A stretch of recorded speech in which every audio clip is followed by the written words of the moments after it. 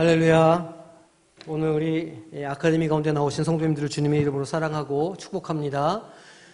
기도해 주신 덕분에 2박 3일 목장 수련회, 목사장로 수련회 잘 다녀왔습니다. 정말 가는 날부터 비가 오기 시작해가지고 비행기를 타니까 해가 반짝해서 덥지도 않게 아주 실내에서 비도 안 맞고 잘 이렇게 지내다가 왔습니다. 감사합니다. 우리 시찰의 목사님들과 이렇게 한방 쓰고 이렇게 교제하면서 하나님이 일하시는 것도 다시 한번 이렇게 확인하게 되고 또 서로 이렇게 기도해 주면서 참으로 이렇게 연합하는 것이 참 중요하고 의미 있는 일이다 이런 생각을 다시 한번 하게 되었습니다. 비록 뭐 부산에서 또 영주에서 포항에서 이렇게 각자의 지역에서 이렇게 사역하고 있지만 영적으로 우리가 다 연결되어 있고 또 영적인 흐름을 우리 성령께 우리의 삶을 위탁할 때 하나님이 일하시는 것들을 동일하게 경험한다는 것을 이렇게 확인해서 참 은혜가 되고 또 위로도 되고 그런 시간이었습니다. 다 기도해 주신 덕분인 줄로 믿습니다. 기도를 다 안 하시는 모양이네. 아멘 안 하시는 거 보니까 그래요. 알겠습니다. 오늘 우리 세 번째 우리 재직의 역할에 대해서 나누는 시간이죠. PPT 좀 띄워주세요. 오늘 하나님의 꿈을 꾼다. 이제 이렇게 제가 소제목을 붙여봤는데 교회 공동체는 우리는 다 몸된 지체고 머리는 누구신가요? 머리는 예수 그리스도, 그죠? 그러니까 예수 그리스도를 머리로 한 몸된 지체라 이제 보통 교회를 그렇게 표현하는데 재직이라고 하는 사람들은 그 교회를 세워나가는 사람들입니다. 우리가 지난주 살펴봤던 것처럼 우리가 사역을 한다, 교회를 세워나간다고 하는 것은 교회 건물을 짓거나 어떤 이런 행정적인 사무를 처리하거나 이런 것들이 아니라 한 사람 한 사람을 위로하고 능력을 주고 용기를 줘서 믿음의 사람으로 같이 성장할 수 있도록 힘을 합치는 것. 이것이 재직이 할 일이다. 이제 제가 계속해서 강조하고 있죠.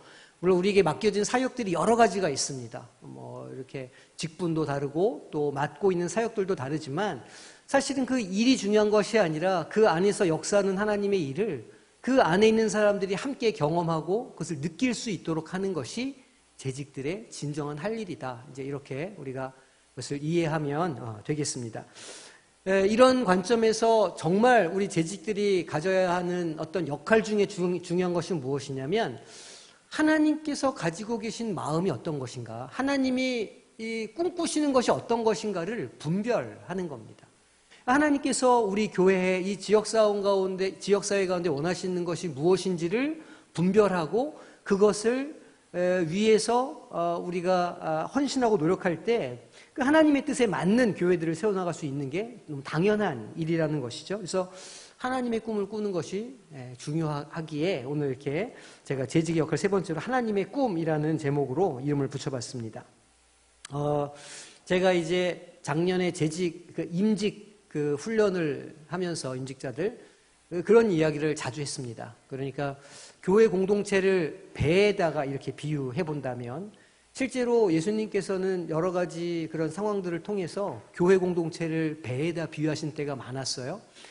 풍랑 한가운데 떠있는 배의 모습은 마치 초대교회 핍박받는 현장의 교회 공동체의 모습과 굉장히 유사했다 할 수 있는 것이죠. 그 배에다가 이렇게 비유를 해본다면 하나님의 뜻은 어떻게 비유할 수 있냐면 도착할 항구가 하나님의 뜻이라 이렇게 이제 해볼 수 있습니다. 바다 위에 특별히 이정표가 있는 것은 아니죠. 바다 위에는 그냥 바다밖에 없지 않습니까? 그러니까 바다 위에서 우리가 어딘가를 향해서 이렇게 가려고 하면 무엇이 있어야 할까요? 바다에서 배를 안 타보셔서 잘 모르시겠지만 우리 낚시하시는 장로님은 잘 아십니다. 배에서는 무엇이 있어야 되냐면 반드시 나침판이 있어야 그 길을 잘 따라갈 수 있죠. 눈에 보이는 길은 없지만 나침판이라고 하는 도구를 가지고 그 수평선 향해서 막막한 대를 향해서 나아갈 때 결국에는 어느 항구에 닿게 된다는 겁니다. 하나님의 뜻은, 하나님의 비전은 항구에다 비유할 수 있어요. 그러니까 우리 교회 공동체는 그 항구를 향해서 나아가는 겁니다. 한 배를 타고. 그럼 나침판은 무엇에 비유해 볼 수 있을까요? 무엇이 우리의 나침판이 될까요? 성령. 그죠? 성령의 역사. 조금 더 구체적으로 말하면 무엇일까요? 나침판은 무엇이 될까? 성령께서 우리에게 조명해 주실 때 깨달아 알아지는 하나님의 말씀. 레마의 말씀이라 할 수 있는 것이죠. 그러니까 우리가 교회 공동체로 한 배를 탔어요. 한 배를 타고 이제 세상의 저 망망한 대로 우리가 나가요. 나가는데 우리가 나갈 목적지는 분명한 겁니다. 항구가 어디라고요? 하나님의 뜻, 하나님의 비전이라는 거예요. 이제 우리가 그걸 살펴보겠지만 하나님의 비전을 향해서 우리가 배를 이제 그쪽으로 몰고 나아가야 되죠. 방향을 모르잖아요. 방향은 무엇이라고요? 나침판은 성령의 역사, 성령의 조명하심에 따라 깨달아지는 하나님의 말씀이라는 거예요. 그러니까 교회 공동체는 당연히 무엇을 공부해야 될까요? 하나님의 말씀을 공부해야 돼요. 개인이 성경을 보기도 해야 되지만 이렇게 공동체로 모여서 함께 성경 공부하는 일이 굉장히 중요한 겁니다. 왜냐하면 그렇게 해야 하나님의 뜻이 무엇인지를 분별할 수 있고 방향을 제대로 잡을 수가 있다는 거예요. 그래서 오랜 시간 이렇게 성경을 읽는 것도 귀하죠. 읽으시는 것만으로도 귀합니다. 하지만 어떤 의미에서는 많이 수십 번 읽는 것보다 그 성경이 알려주고 있는 바가 무엇인지를 분별하면서 천천히 읽는 게 더 중요할 수도 있어요. 사람마다 조금 다르게 역사하시니까 그거를 뭐 이렇게 획일적으로 말할 수는 없지만 성경은 많이 읽는 것보다 천천히 나에게 주시는 음성으로 들으면서 읽을 필요가 있어요. 어쨌든 공동체가 그렇게 하나님의 말씀을 천천히 읽어가고 공부할 때 그 공동체를 향한 하나님의 뜻이 성령을 통해서 알려지고 보여지고 비춰진다는 겁니다. 이해가 되시죠? 오늘 이런 우리가 이제 큰 그림을 가지고 우리가 이제 좀 말씀을 보도록 하겠습니다. 자, 넘어가고 우리 지금 느헤미야 2장 5절에서 17절 말씀을 봤는데 우리 잘 아는 말씀이죠.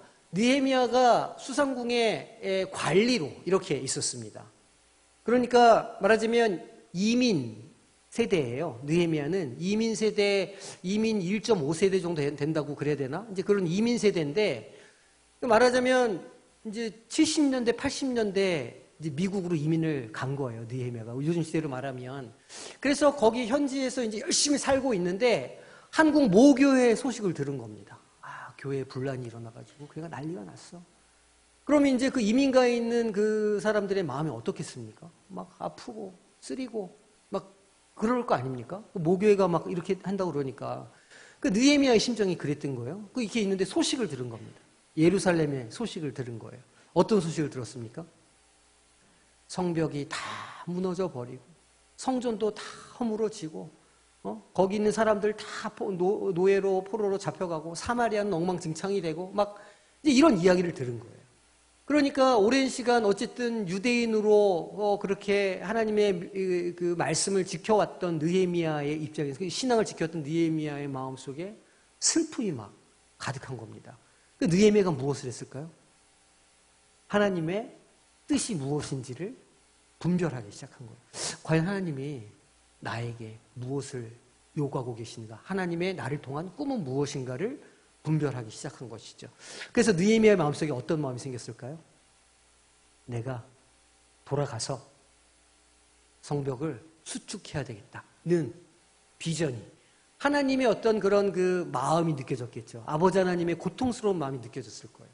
그리고 아버지 하나님의 그 고통스러운 마음이 느껴지니까 그게 그 느헤미야 안에서 무엇으로 어떤 행동으로 바뀌게 되는 거예요? 구체적인 꿈으로 변화가 되는 겁니다. 아버지 하나님의 마음이 아프고 성전이 저렇게 허물어졌으니 그래서 하나님께서 슬퍼하고 계시니 내가 그 마음을 위로해드리기 위해서 성전을 수축해야 되겠다고 하는 구체적인 비전의 어떤 선언으로 이렇게 변화돼서 그 속에서 나오게 된 거죠. 거기 그친 게 아닙니다. 왕에게 찾아가서 이야기하죠. 나를 좀 보내주십시오. 보내줘서 내가 우리 그 고향 땅에 있는 성전을 재건하게 해주십시오. 라고 하면서 그것에 그친 게 아니죠. 나에게 이것도 주시고 저것도 주시고 통행증도 주시고 다 주시라. 굉장히 담대하지 않습니까? 말하자면 우리 부목사님이 내가 서울에 있는 모교회를 내가 세워야 되니까 목사님 나에게 돈도 주시고 휴가도 주시고 다 주세요. 이렇게 하고 이제 기약 없는 여행을 떠나는 것과 마찬가지인 겁니다. 왕에게 당당하게 요구를 그 용기가 어디서 났을까요? 느헤미야에게. 느헤미야도 목숨이 하나였을 건데 왕이 그냥 뭐라고 이렇게 하면서 저거 죽여라 하면 죽을 수도 있는데 느헤미야 안에 그 하나님의 마음이 느껴지니까 결단이 생기고 내가 죽을 수도 있다. 에스더도 그러지 않았습니까? 내 죽으면 죽으리라. 그 사생 결단하는 마음이 딱 생기니까 담대하게 왕에게 요구할 것을 요구하고 고향으로 돌아가는 내용이 오늘 본문의 내용입니다. 자, 첫 번째 질문을 드리겠습니다. 본문에서 느헤미야가 꾸는 꿈이 무엇일까요? 도대체 어떤 비전을 보았을까요? 오늘 말씀에서 제가 설명드린 것처럼. 그렇죠. 예루살렘 성을 내가 재건해야 되겠다고 하는 구체적인 비전을, 꿈을 꾸게 된 겁니다. 생각이 먼저예요, 항상. 행동은 생각을 따라 나오는 겁니다. 우리가 어떤 행동을 하면 그 행동 이전에 어떤 생각의 씨앗이 거기 있었다는 거예요. 난 아무런 생각 없이 행동했어, 이렇게 말하는 사람도 있지만 그렇지 않습니다. 모든 행동은 그 행동 이전에 어떤 생각의 씨앗이 거기에 있는 거예요. 생각과 아이디어가 있고 어떤 과정을 거쳐서 그것이 행동으로 드러나게 되는 겁니다. 그러니까 지금 느헤미야가 내가 예루살렘 성전을 재건하겠어요 말하는 것은, 그래서 재건하려고 지금 가는 것은 그 재건에 대한 씨앗이 그의 마음속에 심겨졌기 때문이에요. 그 씨앗이 무엇일까요? 느헤미야가 진짜 건축을 하고자 하는 이유가 무엇이었을까요? 느헤미야 2장 17절을 보니까 뭐라고 기록합니까? 17절에 후에 그들에게 이르기를 우리가 당한 공경은 너희도 보고 있는 바라 예루살렘이 황폐하고 성문이 불탔으니 자 예루살렘 성을 건축하여 다시 수치를 당하지 말자 하고, 그러니까 지금 느헤미야가 예루살렘을 재건하기까지의 그 행동으로 드러나게 된 데에는 예루살렘이 다시 수치를 당하면 안 된다고 하는 생각의 씨앗이 먼저 거기 있었던 겁니다. 그러니까 제가 아까 설명드렸던 것처럼 하나님의 마음을 먼저 봤던 거예요. 수치스럽다.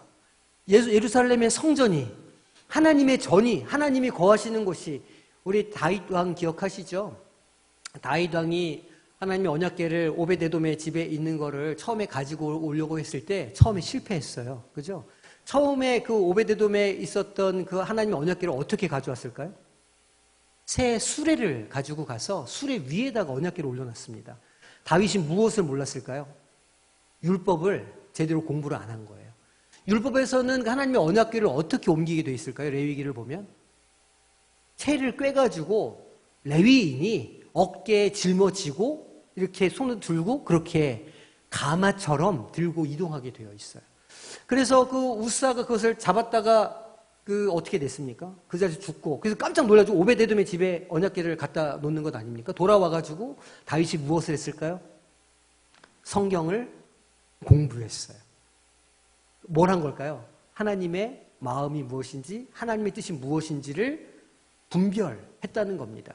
그러니까 열심히 공부 나와서 딱 알게 됐죠. 아, 이게 이렇게 무슨 죄인, 우리나라 사극 보면 양반들은 가마를 타고 수레는 누가 타나요?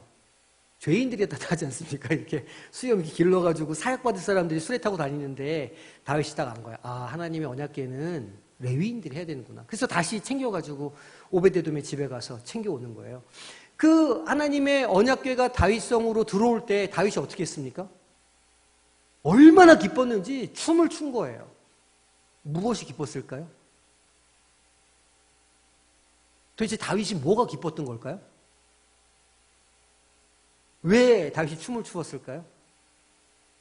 그 언약궤는 하나님의 임재의 상징이죠. 그러니까 그 언약궤가 다윗성으로 들어온다는 것은 다윗성에 하나님이 임재하신다는 뜻이 되는 겁니다. 그게 다윗이 기뻐했던 거예요. 아, 하나님이 나와 함께 하신다? 그래서 거기에 천막을 치고 임시 성전을 만들어 놓은 것 아닙니까? 그 다윗의 그 이야기를 이스라엘 백성들이 대대로 보면서 그 이야기를 성경 공부하면서 하나님의 임재를 굉장히 많이 사모했습니다.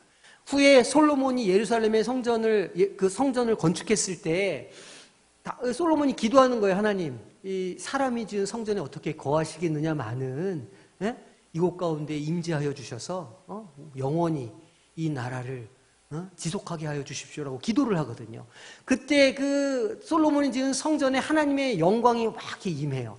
마치 처음에 모세가 지었던 여호와의 장막에 하나님의 영광이 임하는 것처럼 솔로몬이 지은 성전에도 하나님의 영광이 임합니다. 안개가 자욱해요. 그 임하는 하나님의 영광을 뭐라 부르냐면 쉐카이나 글로리라고 불러요. 안개와 같이 임하시는 하나님의 영광을 쉐카이나 글로리라고 부르는데, 유대인들은 대대로 그 하나님의 영광을 기억하면서 자란 거예요. 그걸 율법으로 보고 배운 거예요. 다윗의 이 역사, 우리의 자녀들이 세종대왕과 이순신 이야기를 들으면서 민족 의식을 고취하는 것처럼, 그 유대인들은 다윗 왕의 이야기, 그 성전에 임하시는 하나님의 임재를 보면서, 아, 우리가 선민이고, 선민은 그 성전에 하나님의 임재가 거할 때에 그 힘이 있고 능력이 나는 민족이다라는 걸 보고 자라는 거예요. 근데 느헤미야가 어떤 소식을 들었다고요? 그 성전이 파괴가 돼서 아무것도 남지 않았다는 소리를 들은 겁니다.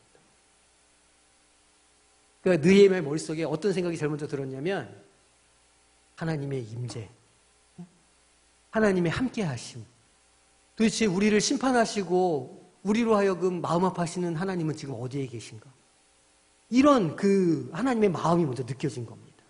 그러니까 사실은 그 하나님의 마음, 하나님의 어떤 슬픔, 하나님의 어떤 괴로움 같은 것들을 먼저 느끼는 게 사실은 사역의 첫걸음인 거죠. 우리에게 맡겨진 사역이나 어떤 재직으로서의 직분이 일이 되지 않으려면, 아, 이건 너무 힘들고 피곤한데? 이게 되지 않으려면 가장 먼저 우리가 찾고 구해야 하는 것은 그 아버지 하나님의 마음이라는 거예요. 느헤미야가 그것을 보았기 때문에, 아, 내가 어떻게 그 하나님의 그 임재를 다시 되돌릴 수 있지? 내 연약한, 지금 내가 위치하고 있는 이 상황에서 내가 어떻게 하나님의 영광을 다시 찾을 수 있지? 라고 고민하게 되었고, 그 고민의 결과가 내가 돌아가야 되겠다. 내가 왕에게 이야기해서 성전을 건축할 재료를 다 얻어가지고 통행증을 끊어서 내가 돌아가서 성전을 재건해야 되겠다라고 하는 생각까지 나아가고, 그런 결단까지 나아가게 됐다는 겁니다. 다시 이제 제가 처음에 드렸던 교회 이야기로 돌아가면, 교회가 바다를 항해하는 배와 같다고 하면 항구로 가는 것이 우리의 비전이고 꿈이라고 말씀을 드렸잖아요. 그러니까 하나님께서 원하시는 것, 하나님께서 기뻐하시는 것, 하나님께서 우리를 향하신 꿈이 항구인데, 그러면 우리가 그것을 먼저 알아야, 하나님께서 우리 교회를 향하신 마음이 어떠한지, 하나님의 상실감이 무엇인지, 하나님의 슬픔이, 하나님의 분노가 무엇인지를 우리가 먼저 같이 동감하고 알아야 우리 안에 비로소 그 다음 단계로서의 방법들과 결단들이 따라 나올 수 있다는 것. 하나님 아버지의 마음은 어떻게 알 수 있을까요? 나침판이 뭐라고요? 네, 성령의 역사에 따라 우리 각자에게 주시는 하나님의 음성, 레마의 말씀이라고 할 수 있죠. 그러니까 교회 공동체가 성경을 봐야 되는 겁니다. 같이. 이제 우리가 이번 학기 이 재직 훈련이 끝나면 가을에는 제가 이 재직 필수 코스로 에베소서를 제가 이제 한 12주나 14주 정도 해서 하려고 해요. 우리가 이제 임직자들이 에베소서를 같이 한번 준비한 동안 했었거든요. 굉장히 좋았습니다. 에베소서를 통해서 하나님께서 교회를 향하신 뜻이 무엇인지, 또 교회에게 주시는 능력이 무엇인지, 왜 교회를 통해서 일들을 하시려고 하는지를 우리가 공부를 했고, 그러면서 우리가 위로를 많이 받고 또 힘을 얻을 수가 있었죠. 그러니까 그렇게 우리가 함께 성경을 공부해 나갈 때 하나님께서 교회를 향하신 비전과 뜻이 분별되고 알게 되고 깨닫게 된다는 거예요. 그러니까 교회에서 성경 공부하면 참석하셔야 돼요. 우리 선생님들 교사 필수 과목, 제가 요즘에 얘기 들어보니까 가면 갈수록 점점 참여율이 떨어지고 있다. 자꾸 나중에 그냥 대충 답만 채워가지고 하려고 하신다 이렇게 하는데, 그렇게 하지 마시고 라이브로 보시는 게 좋아요. 자꾸 온라인으로 안 하시면 내년에 오프라인으로 개설해가지고 매 화요일 저녁마다 교회를 오게 해야 되나, 지금 이런 고민을 하고 있습니다. 선생님들, 내가 땅 끝까지 쫓아가서 저 이거 안 했으니까 교사 안 해도 되죠? 말도 안 되는 그런 생각을 하시고 계시다면 요한계시록을 잘 읽어보시기를 부탁드립니다. 심판이 있을 수도 있어요. 어쨌든지 간에 성경 공부가 이렇게 있으면 열심히 참여하셔가지고 열심히 배우세요. 결국은 우리가 하나님의 말씀을 잘 먹어야 우리의 영이 살고, 할렐루야. 내가 우리 원래 목사님께 배운 게 있어요. 영이 살고, 네. 영이 살고, 네. 우리의 육신도 건강해지고, 네. 그렇게 될 줄로 믿습니다. 아, 이거 잘 되네. 그래요. 자, 그래, 그런 거예요. 그러니까 수치를 받지 않게 하나님의 수치가 느껴졌고, 그 마음 붙잡고 기도하다 보니까 아, 내가 성전을 건축해야 되겠다고 하는 아이디어가 생겼고 그 생각을 실천으로 옮기게 되었다. 이게 이제 이 느헤미야서, 그러니까 우리가 하나님의 꿈을 꿔야 되는 이유인 것이죠. 이거에 대해서 이제 성경 말씀 몇 가지로 이야기를 하고 있어요. 너무 잘 아는 말씀이죠. 그러므로 너희는 가서 모든 민족을 제자로 삼는다. 삼는다가 무슨 뜻이죠? 무엇으로 삼는다. 아내로 삼는다, 남편 삼는다, 아들 삼는다 할 때 그 삼는다는 어떤 뜻이에요? 원래는 아닌데 어떤 새로운 관계, 약속에 의해서 진짜 그런 관계처럼 만들어져 간다는 거예요. 제자로 삼으라는 건 원래 그 사람이 제자가 아니라는 거예요. 심지어는 나도 원래 스승이 아닌 거예요. 그런데 우리를 먼저 제자 삼아주셨죠, 주님께서. 자격도 없고 능력도 없고 볼품도 없고 가진 것도 없는데 우리를 제자 삼아주셨어요. 양자 삼아주셨어요. 그래서 우리가 하나님의 양자가 되었고 제자가 된 거예요.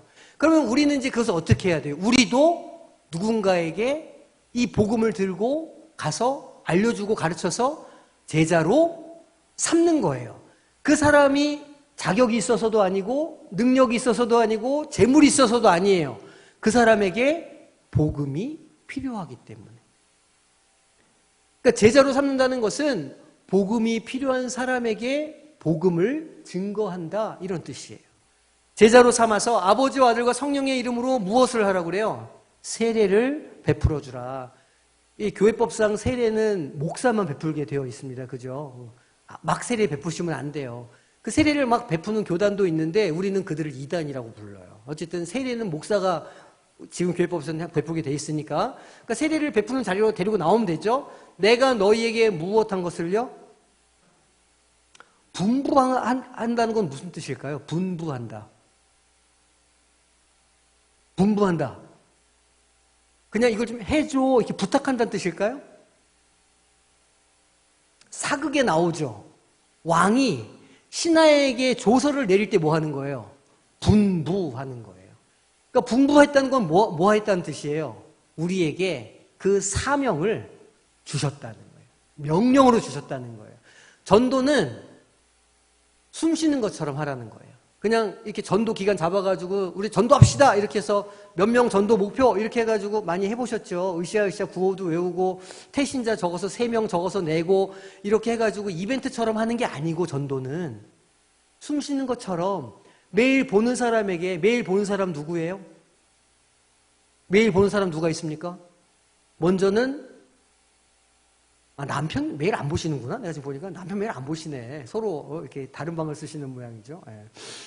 남편에게도 매일매일 간증하셔야 되는 거예요. 복음 간증하시고, 믿는 자들끼리라도 복음 증거하시고, 또 자녀들, 이웃들 매일매일 보는 사람, 막 어디 모르는 사람 찾아가서 뭐 이거 그런 거 아니고 가까운 데 있는 사람에게 간증을 하시라는 거예요. 내가 받은 복음, 내가 복음으로 인해서 내가 변화받고 내가 은혜 받은 이야기, 그것을 전해주라는 거예요. 내 은혜를 전해주라는 이야기죠. 분부한 모든 것을 뭐 하래요? 가르치고. 신명기 6장 4절에 나오죠? 이 말씀을 누구에게?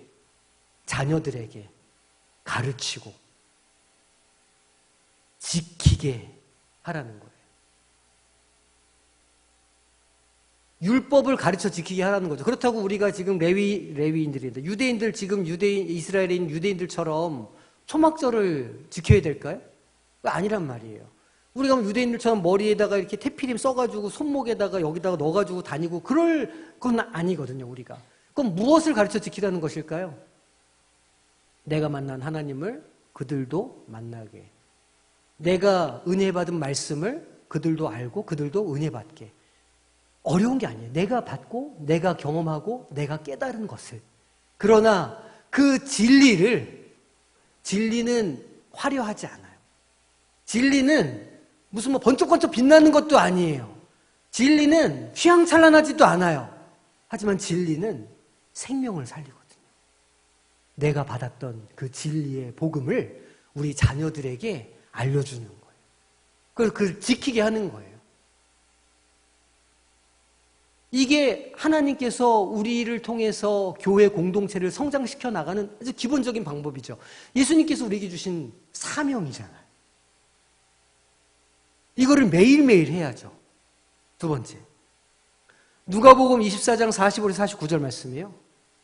이에 그들의 마음을 열어 성경을 깨닫게 하시고 또 이르시되 이같이 그리스도가 고난을 받고 제3일에 죽은 자 가운데서 살아날 것과 또 그의 이름으로 죄사함을 받게 하는 회개가 예루살렘으로 시작하여 모든 족속에게 전파될 것이 기록되었으니 얘기하고 있어요. 사실 이 구절에 보면 중요한 말씀들이 있어요. 성경을 깨닫게 한다. 그 다음에 예수님께서 죽었다가 살아나셨다. 이 복음이죠. 부활의 소식이니까 복음이고 또 그 안에 회개하면 죄사함을 받게 하는 능력이 있다. 이 중요한 복음의 내용들이 여기 다 들어가 있는데 진짜 중요한 건 마지막 구절이에요. 예루살렘에서 시작해서 모든 족속에게. 왜냐하면 처음에 이 유대 그리스도인들은 복음은 자기들에게만 국한된 것인 줄 알았어요. 우리의 언어로 하면 이 복음은 나와 비슷한 동료들, 착한 사람들, 뭔가 나와 관계 있는 사람들, 나랑 정치색이 똑같은 사람들, 나와 무슨 어떤 이런 지향이 똑같은 사람들에게만 복음이 전파되는 것이라고 오해하지 말라는 거예요. 복음에는 차별이 없거든요. 모든 족속에게. 그래서 복음이 어떻게 증거돼요? 처음에는 마가의 다락방에서 제자들이, 그 다음에는 예루살렘 주민들이, 그 다음에는 온 유다로, 그 다음에는 사마리아로, 그 다음에는 땅 끝까지. 사도행전의 구조는요, 이 구조랑 똑같습니다. 처음에 제자들이, 그리고 유대 땅, 그 다음에 사마리아, 그 다음에 온 열방으로 나아가는 이 똑같은 구조를 사도행전이 가지고 있어요. 우리도 마찬가지죠. 우리의 복음이 어떻게 증거되는가?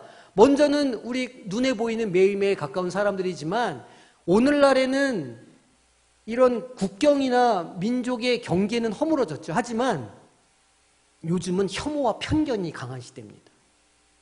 오늘날은 지역, 서로 막 이렇게 동서 이렇게 그 혐오가 있죠. 알 수 없는 분노가 있어요. 그리고 세대 간. 그러니까 이제 새로운 방식의 경계들이 생겼고 장벽들이 생겼다는 거예요. 그런 것들에 구애받지 말고 복음이 증거돼야 된다라고 하는 거예요. 구원에는 차별이 없으니까. 다음, 세 번째. 누가복음 24장 45, 49절이에요. 너희는 이 모든 일에 무엇일까요? 증인이에요. 여기서 말하는 증인은 우리가 잘 아는 것처럼 법정 용어예요. 법정 용어. 이 증인이라고 하는 것은 그 법적인 효력이 있다는 뜻이에요. 너희가 내 증인이라고 하는 것은 우리가 예수님의 증인이 될 때 거기에 법적 구속력, 어디 법의 구속력이 있다는 것일까요? 하나님 나라 법의 구속력이 증인으로 설 때 있다는 거예요. 그건 또 무슨 이야기일까요? 하나님의 권세와 능력이 그 자리에 미친다는 뜻이에요. 우리가 누군가의 증인이 된다. 우리가 하나님의 증인이 된다는 것은 하나님 나라의 권세와 능력이 미치는 곳에 우리가 서 있다는 뜻이에요. 그 증인을 해야 할 수 있을까요? 없을까요? 해야 할 수 없죠. 증인 보호 프로그램이라는 게 있습니다. 지금도 내부 고발자 이런 사람들은 그 신원을 보호해주기 위해서 다른 데 이사시켜주고 살 수 있도록까지도 해줘요. 신원을 보장하기 위해서. 이름도 바꿔주고. 증인 보호 프로그램이 있는 거예요. 증인들을 이렇게 보호하고 하는 권력이 실제로 존재하죠. 국가에도. 마찬가지로 우리가 모든 일에 증인이 되었다고 할 때에는 우리의 증인된 삶을 하나님께서 지켜주시고 보호해 주신다는 의미가 여기에 담겨 있어요. 증인이라고 할 때. 볼지어다 내가 내 아버지께서 뭐 하신 일을? 약속하신 것을. 무엇을 약속하셨을까요? 예수님께서 승천하시면서 무엇을 약속하셨죠? 내가 너희에게 무엇을 보내주겠다고? 성령을 보내주시겠다고. 성령을 말씀합니다. 내 아버지께서 약속하신 것을 너희에게 보내리니 너희는 어디로부터? 위로부터. 여기 위는 어디예요? 천장을 말하는 걸까요? 아니에요. 이 여기서 말하는 위는 공간의 위를 말하는 게 아니에요. 위, 아래, 좌우 그 위를 말하는 게 아니라 하늘나라를 말하는 거예요. 하나님의 나라로부터 오는 무엇으로? 능력으로. 하나님으로부터 내려오는 능력이 무엇일까요? 네? 그 하나님께서 하늘로부터 우리에게 내려온 능력이 뭐예요? 성령이죠. 성령의 능력입니다.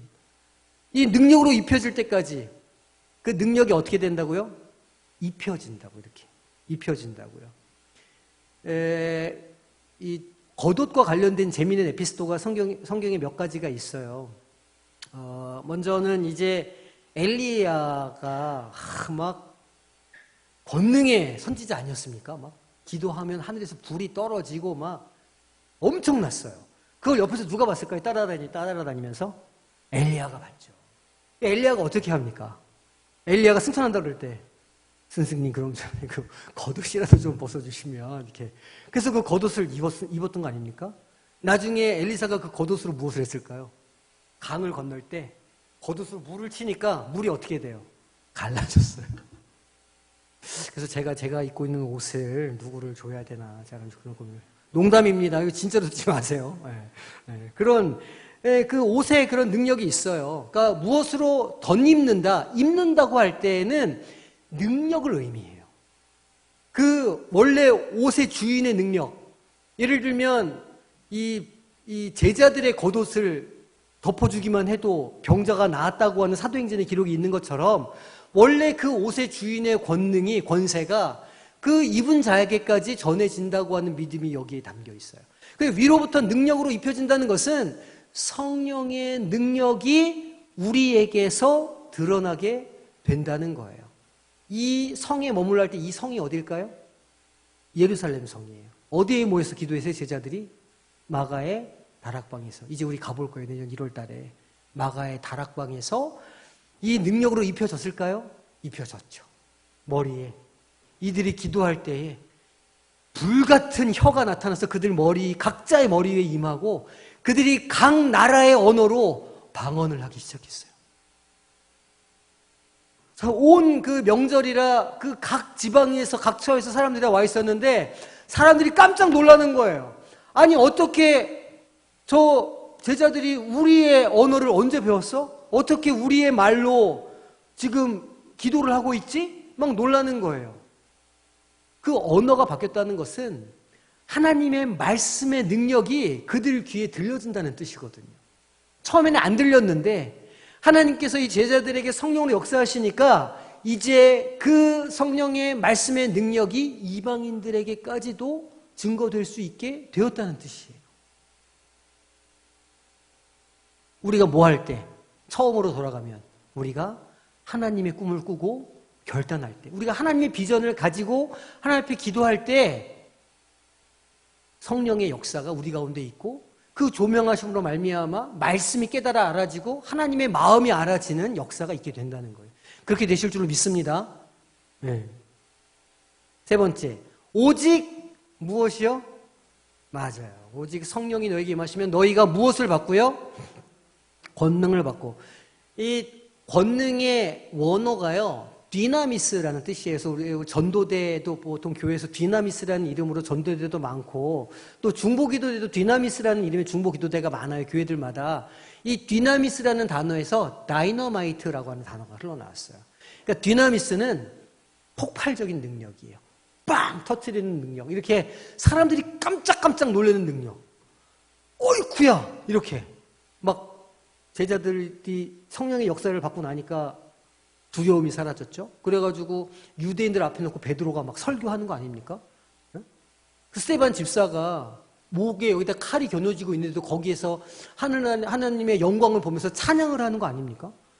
그 폭발적인 dynamis 성령의 역사가 거기에 임했던 거예요.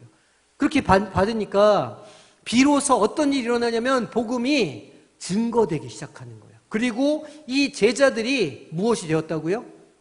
증인이 되었다는 거예요. 우리가 증인이 어떻게 될 수 있을까요? 성령을 받을 때. 성령이 우리 안에서 역사할 때 우리도 증인의 삶을 살 수 있어요. 계속 같은 이야기죠.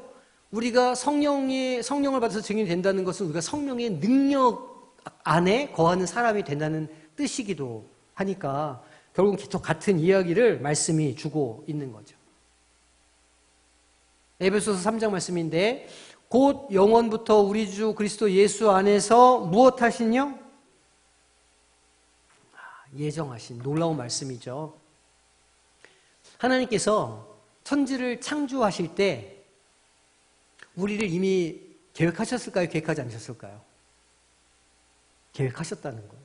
성경은 이미 창세 전에 우리를 하나님의 마음에 품으셨다는 거예요. 그 마음에 생각하셨다 성경에 기록하는데 거기 생각이라는 단어의 원어는 어떤 때 쓰이냐면 잉태하다는 뜻이 있어요. 그러니까 하나님께서 태초에 천지를 창조하시는 순간서부터 그 마음속에 잉태를 하신 거예요. 뭘 잉태하셨다고요? 우리 모두를. 이런 거예요. 우리도 지금 이제 새싹부실에 이 수유실을 만들고 있어요. 나중에 예쁜 수유실이 거기 만들어질 거예요. 보통 우리가 이제 자녀를 출산할 때가 되면 출산 준비를 막 하지 않습니까? 예전에도 뭐 하셨겠지만 저는 이제 우리 어머니 때, 아버지 때는 제가 살아보지 못했으니까 기억을 못하죠. 근데 이제 적어도 제 경험이나 제 후배들의 그 모습을 보니까 아이를 잉태한 순간서부터 출산 준비를 하는 것 같아요. 그 애가 이제 그 초음파 해보면은 까맣게 이렇게 있을 때부터 벌써 신발을 사기 시작합니다. 엄마들이 막 요만한 신발을 막 선물도 막 하는 거예요. 그 요만한 신발 선물하고 또 베네돈 막 선물을 막 하기 시작해요. 그래서 다 입지도 못해요. 신발도 이렇게 장을 열어보면 색깔별로 이렇게 쫙 이렇게 선물이 들어오고 사기도 하고 베네돈도 뭐 베네돈 많이 필요도 없는데 베네돈도 그렇게 많이 들어와요. 그렇게 들어와가지고 10달 동안 뭘 준비합니까? 애기 방을 준비하는 거예요. 애기 놓을 침대, 인터넷으로 뭐 가구점 가서 보기도 하고 매트는 뭘 깔고 위에 매달아 놓을 이런 거 하면서 주로 이제 그런 거 조립 가구 오면 이케아 이런 거 오면 이제 누가 조립해요? 아빠들이 조립하는데 잘 못하면 이제 막 싸우기도 하고 이래 가면서 이제 아기 방을 꾸미는 겁니다. 안 해보셨죠? 해보셨을 거라고 믿고 그렇게 이제 기대감을 가지고 10달을 보내는 거예요. 그리고 출산의 순간을 맞는 거죠. 그러면 이제 아빠, 엄마는 우는 거예요. 아이의 탄생을 보면서. 왜냐하면 요즘 아빠들이 얼마나 바쁩니까? 퇴근하고 들어오면 엄마 배 마사지 해줘야지. 그 애 거기다 대고 기도도 한번 해야지. 동화책 읽어줘야지. 요즘에 쉽지 않습니다. 아빠 되기가. 막 그렇게 막 배를 붙잡고 듣는지 안 듣는지도 모르는데 거기다 대고 막 태교를 하는 거예요.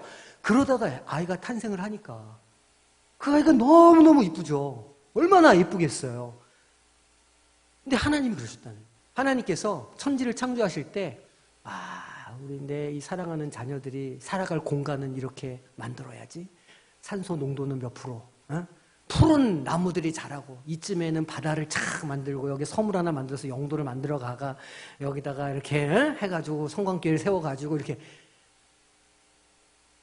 어떤 때는 생각해 보면 야 이게 가능한가? 어떻게 나를 생각하시고 천지를 지으셨지? 이게 막 그 다윗의 마음이 어떤 때는 이해가 돼요. 왜 바지가 벗겨지도록 춤을 췄는지 어떤 때는 이해가 되는 겁니다. 그런데 오늘 말씀 보니까 그리스도 예수 안에서 이미 예정된 일이라는 거예요. 이미 우리 모두를 마음속에 잉태하시고 계획하셨다는 거예요. 어느 인생 하나도 그냥 여기에 내가려진 인생이 없다는 겁니다.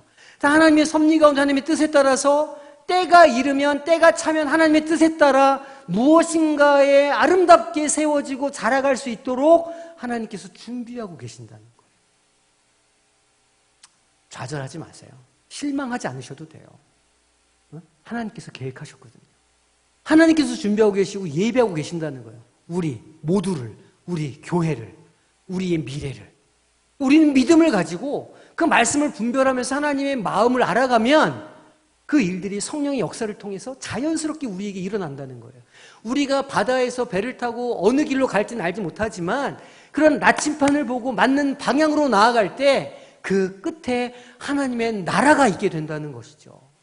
놀라운 일 아닙니까? 예정하신 무엇이라고요? 하나님의 뜻대로 하신 거라. 우리가 그 안에서 그를 믿음으로 말미암아 담대함과 확신을 가지고 이게 뭐예요? 믿음을 가지라는 거예요. 하나님께서 다 예배해 놓으시고 준비해 놓으셨으니 믿음을 가지고 성령을 좇아서 행복하고 즐겁고 기쁘게 살라는 거예요. 내일이 걱정하지 말고 염려하지 말고, 염려한다고 키가 한 자라도 자랄 수 없으니 들풀도 입히시는 하나님이시니까 걱정하지 말고 성령의 역사를 좇아서 하루하루를 살아가면 우리의 삶이 하나님의 성령에 의해서 아름답게 세워질 거라는 거예요. 감사하지 않으십니까? 할렐루야. 이 믿음을 가지고 살아가시라는 겁니다. 재직이라고 하는 사람들은 먼저 이렇게 살아가는 사람들이에요. 하나님께서 주신 꿈을 가지고 소망을 가지고 그 자리에서 매일매일 힘있게 일어나서 살아가는 사람들이어야 하는 거죠. 한 절 더 해봅시다. 골로새서 1장 28절 29절이에요. 우리가 그를 전파하여 각 사람에게 뭘 하라고 그럴까요? 무엇을 권하는 거예요? 그렇죠. 우리는 그걸 복음이라고 불러요. 복음. 제가 또 이렇게 복음 딱 그러면 막 뭐가 복잡해지시잖아요. 복음 쉽게 하면 내가 하나님의 은혜에서 먼저 경험한 것. 그게 복음이에요. 나를 변화시킨 하나님의 말씀, 나를 구원해 주시고 나를 새롭게 하신 그 하나님의 은혜, 그게 복음입니다. 각 사람에게 그 은혜를 권하라는 거예요. 간증하라는 거예요. 그 모든 지혜로 각 사람을 못하라고요? 가르치라고요. 각 사람을 왜 가르치라고 하냐면 각 사람을 그리스도 안에서 완전한 자, 온전한 자, 성장해 가는 사람으로 세우려고 한다는 거죠.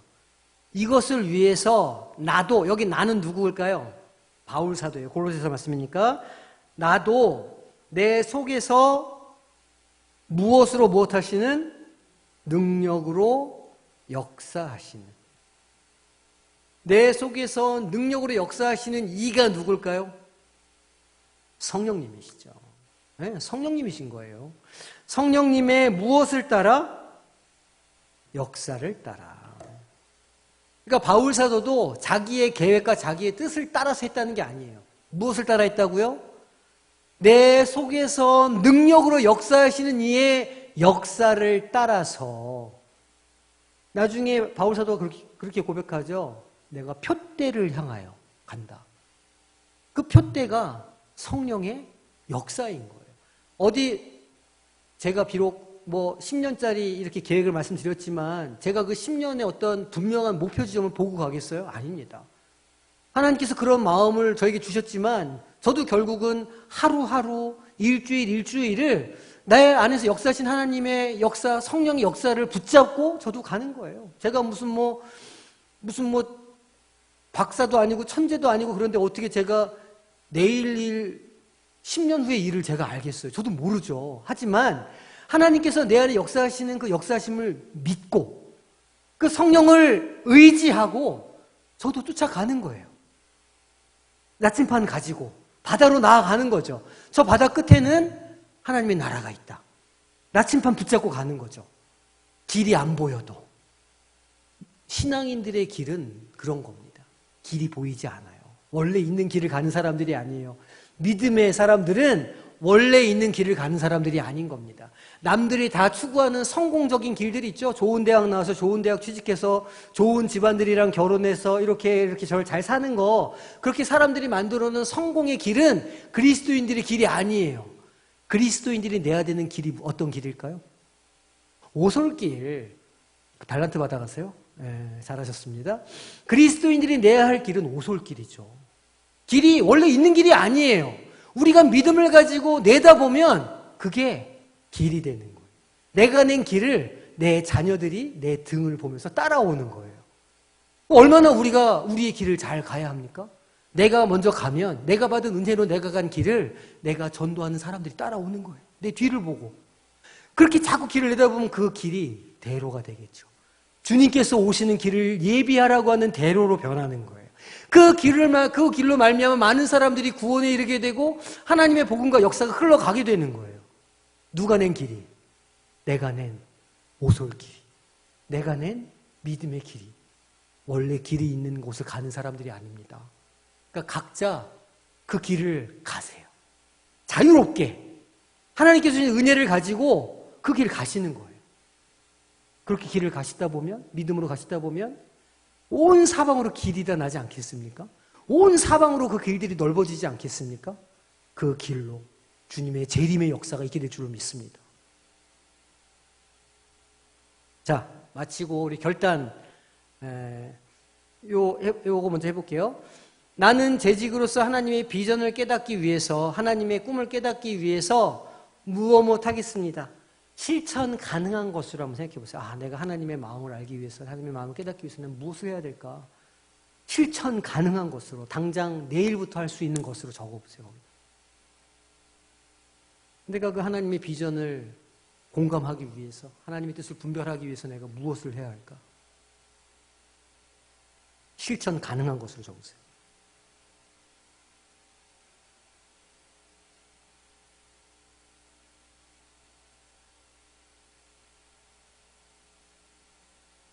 적으셨으면 마음속으로 찬찬히 2번을 한번 읽어보세요. 나는 재직으로서 하나님의 비전을 깨닫기 위해 하겠습니다. 나는 재직으로서 하나님의 비전을 깨닫기 위해 하겠습니다.